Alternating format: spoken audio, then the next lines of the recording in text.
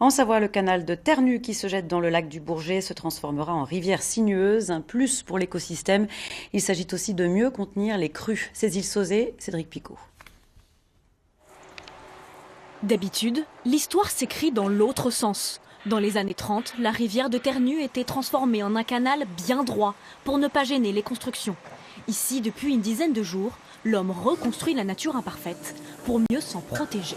À des endroits qui ne sont pas urbanisés, comme c'est le cas ici, on peut faire en sorte que la rivière soit reconnectée avec le milieu naturel qui est autour.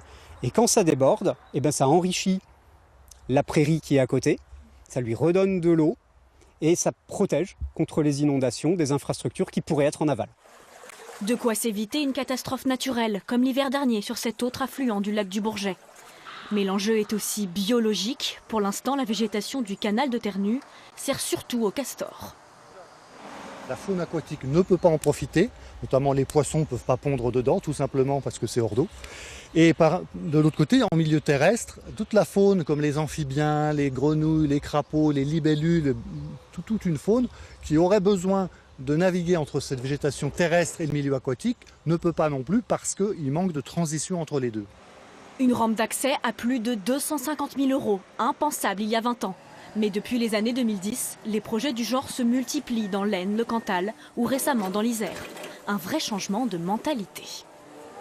Quand on dépense de l'argent pour renaturer une rivière, il y a beaucoup de gens qui vous disent « Oh, mais on pourrait faire mieux avec cet argent, etc. » Aujourd'hui, c'est rentré dans les mœurs. C'est quelque chose qui est accepté parce que tout simplement, ça rend service à tout le monde de renaturer une rivière. Les tout nouveaux méandres de la rivière de Ternu sortiront de terre dans 2 semaines.